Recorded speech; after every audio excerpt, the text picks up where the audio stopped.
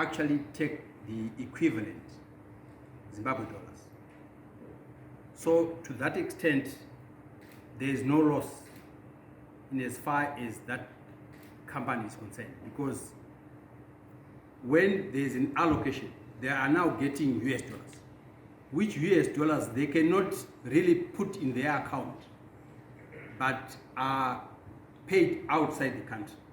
This is why in our submissions, when we are bidding, there are certain import documents which we have to attach to the bid.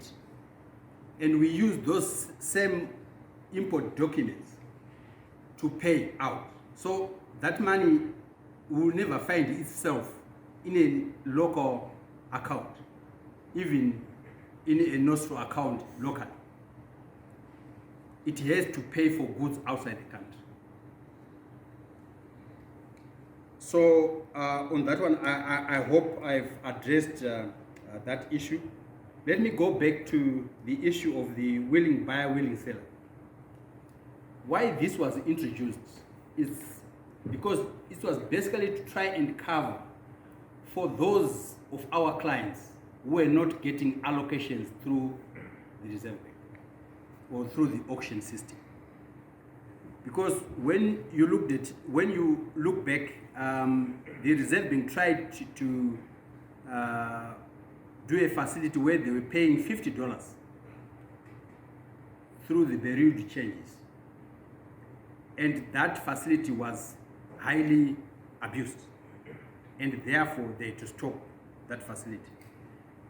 And this is why they then introduced the willing buyer, willing seller, where when we started the willing buyer, willing seller, when you looked at the rate then was better than the auction rate.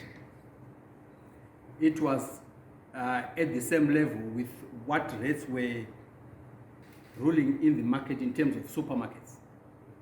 That's the basic rate which we started with, which was a premium. And because of that, we realized that those of our clients who were holding US dollars in their accounts started liquidating because the rate was favorable. And therefore, the willing buyer, willing seller, from when it started to now, is performing very well in terms of our clients bringing their US dollars, which they were sitting on, to the auction. And we are therefore the funding of the auction is improved through the willing buyer, willing seller rate. Whether the honorable member asked whether that facility won't be abused. When you look at the documentation required for us to make a payment, we don't give clients hard cash. As we do on the auction, we also make those payments on the basis of import documents, or if it's school fees, on the basis of the invoices, and if it's travel allowance, on the basis of the itinerary.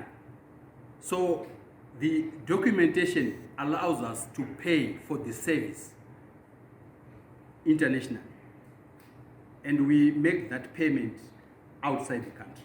Again, our clients are not getting hard cash. So to that extent, we are confident that it won't be abused. Let me also try to answer the issue of KYC.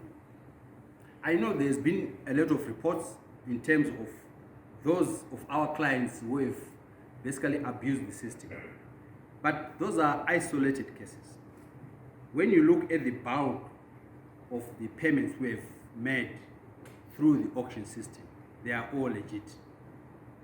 And there will be outliers in any system.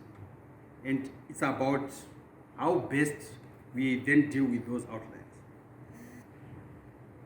But I can tell you that the FIU, which is an arm in the Reserve Bank, is doing a good job in terms of following up on all the allocations, and as well as the payments and the goods, whether those goods have come back to the country.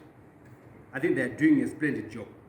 And you will find that when they are bringing up all these statements which you see in the media or in the press, those statements are basically targeted at trying to address some of those isolated cases.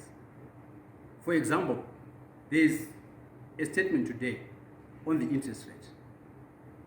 When you look at that statement is trying to address the issues which are coming in terms of clients taking advantage of the current interest rate which was being charged, and therefore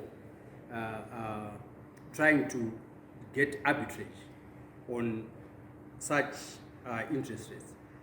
So I think when you look at the provisions which the Reserve Bank is trying to put in place to try and mitigate some of these issues, it should be recommended. There was also a question to do with how much we have allocated in terms of fuel imports and electricity. We unfortunately don't have the figures, but save for electricity. I think for electricity to date, by the 7th of June 2002, we had paid 109,266.09 just for that week. But in terms of fuel, unfortunately I don't have the figures of yet, but I'm sure the Reserve Bank would have these figures.